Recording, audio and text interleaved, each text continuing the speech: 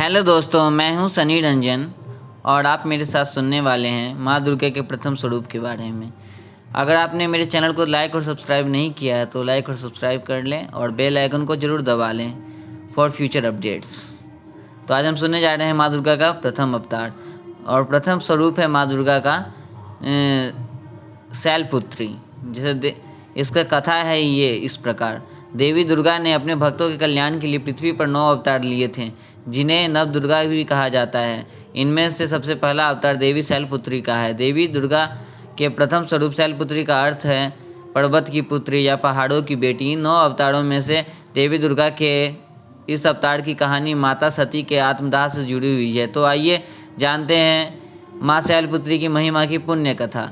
देवी दुर्गा के इस अवतार की पूजा नवरात्रि के पहले दिन बड़े धूमधाम से की जाती है। देवी दुर्गा के प्रथम स्वरूप शैलपुत्री को शांति और सौभाग्य की देवी माना जाता है। देवी शैलपुत्री का स्वरूप भी अत्यंत मनोरम है। देवी के बाएं हाथ में कमल का पुष्प सज्जित है, तो वहीं उन्होंने अपने दाएं हाथ में त्रिशूल धारण किया है। देवी शैलपुत्री का वाहन वृषभ यानी बैल है, इसलिए उन्हें वृषारूढ़ा भी कहा जाता है। उनकी महिमा कथा का उल्लेख नवदुर्गा पुराण में भी मिलता है। पुराणों में निहित कथा के अनुसार प्रजापति दक्ष अपने दामाद भगवान शिव के प्रति अत्यंत क्रोध और ईर्ष्या का भाव रखते थे। एक बार उन्होंने कनखल में एक विशाल यज्ञ का आयोजन किया और सभी देवता को उसमें शामिल होने का निमंत्रण भेजा, लेकिन दक्ष राज ने अपनी पुत्री सती और उनके पति शिव को इस यज्ञ में आमंत्रित नहीं किया। इस यज्ञ के बारे में जब देवी सती को पता चला तो वह वहाँ पहुंची और दक्ष से शिव को निमंत्रण न भेजने का कारण पूछा। इस पर प्रजापति दक्ष ने सती का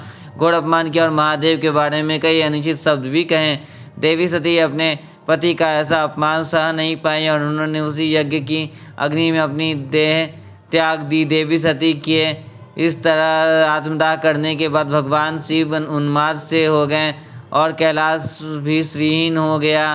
सभी देवताओं को महादेव की ऐसी हालत देखकर अत्यंत चिंता होने लगी, लेकिन दैत्यों को महादेव की दशा पर बहुत आनंद आ रहा था और उन्होंने मौके का फायदा उठाते हुए स्वर्गलोक में उपद्रव मचाना शुरू कर दिया था। तब सभी देवताओं ने त्रस्त होकर आदिशक्ति का ध्यान किया और उनसे देवगणों की रक्षा करने की प्रार्थना की। देवी आदिशक्ति ने तब सभी देवताओं को यह कहते हुए आश्वस्त किया कि वह बहुत जल्द राजा हिमवान के गढ़ कन्या रूप में जन्म लेंगी। दूसरी तरफ पर्वतराज हिमालय और उनकी पत्नी मैनावती भी की कोई संतान नहीं थी, इसलिए उन दोनों ने ही भी आदिशक्ति की आराधना करते हुए उनसे संतान प्राप्ति का वर मांगा। पर्वतराज और उनकी पत्नी की तपस्या से प्रसन्न होकर आदिशक्ति ने उन्हें यह आशीर्वाद दिया कि वह स्वयं उनके घर पुत्री के रूप में जन्म लेंगी। कालांतर में जब देवी ने हिमालय के घर पुत्री रूप में जन्म लिया तो पर्वत की पुत्री होने के कारण उनका नाम पार्वती शैलपुत्री या और गिरिजा पड़ा।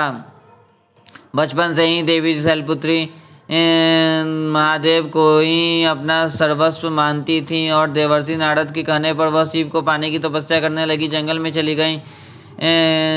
उस वक्त कोई भी देवी शैलपुत्री को उनकी तपस्या से विचलित नहीं कर पा रहा था। तब स्वयं महादेव ने उनके प्रेम की परीक्षा लेने के लिए सप्तऋषियों को शैलपुत्री के पास भेजा। सप्तऋषियों ने वहां जाकर महादेव के बारे में बहुत बुरा भला कहा कि वह तो घोड़ी हैं, जटाधारी हैं इत्यादि, लेकिन शैलपुत्री पर इन बातों का कोई प्रभाव नहीं पड़ा और वह अपनी तपस्या में लीन रही। उनकी ऐसी अडिग भक्ति और प्रेम को देख सप्तऋषि बहुत प्रसन्न हुआ और उन्होंने कैलाश जाकर सारा वृत्तांत महादेव को सुनाया। इसके बाद महादेव ने देवी को अपनी पत्नी के रूप में स्वीकार करने का निश्चय कर लिया और सप्तऋषियों ने उनके विवाह का शुभ लग्न तय कर दिया।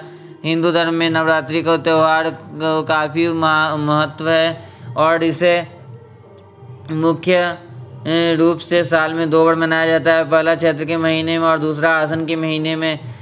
यानी कि नवरात्रि 2 बार साल में मनाया जाता है, जैसे कि चैत्र के महीने में और दूसरा आश्विन के महीने में। इस दौरान माता के भक्त उनके मंत्र का जाप करके उनकी आराधना करते हैं। देवी शैलपुत्री की आराधना पूजा के दौरान दुर्गा स्तोत्र, सप्तशती और चालीसा इत्यादि का पाठ भी किया जाता है। देवी शैलपुत्री की आराधना का मंत्र है ओम देवी शैलपुत्रये नमः।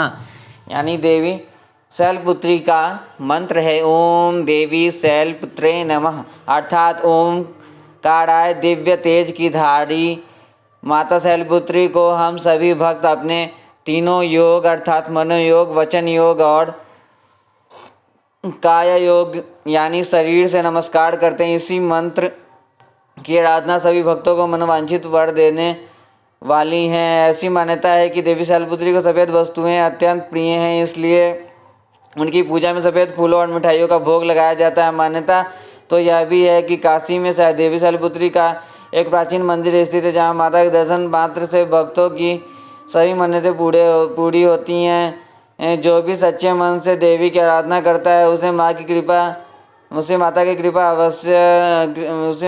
कृपा से यश और कीर्ति की प्राप्ति होती है। देवी शैलपुत्री अवतार की कहानी हमें यह सीख देती है कि जिस प्रकार देवी शैलपुत्री ने सप्तऋषियों की सारी बातों के बावजूद महादेव को पाने का रास्ता नहीं छोड़ा, उसी तरह मनुष्य को भी धर्म और भक्ति का रास्ता कभी नहीं छोड़ना चाहिए। तो इस तरह आज हमने माता दुर्गा के प्रथम स्वरूप शैलपुत्री देवी का कथा सुना और उनके बारे में जानने का प्रयास किया। इसमें 2-3 चीज़ है जो बहुत ही महत्वपूर्ण है, और वो हैं कि माता देवी का मंत्र ओम देवी शैलपुत्रे नमः, और इनसे सीखने की चीज़ें कि देवी शैलपुत्री अवतार की कहानी हमें यह सीख देती है, जिस प्रकार देवी शैलपुत्री ने सप्तऋषियों की सारी बातों के बावजूद महादेव को पाने का रास्ता नहीं छोड़ा, उसी तरह मनुष्य को भी धर्म और भक्ति का रास्ता कभी नहीं छोड़ना चाहिए। और इसी के साथ हम ये वीडियो समाप्त करते हैं। फिर मिलेंगे अगले वीडियो में माता के नए स्वरूप के बारे में जानने के लिए।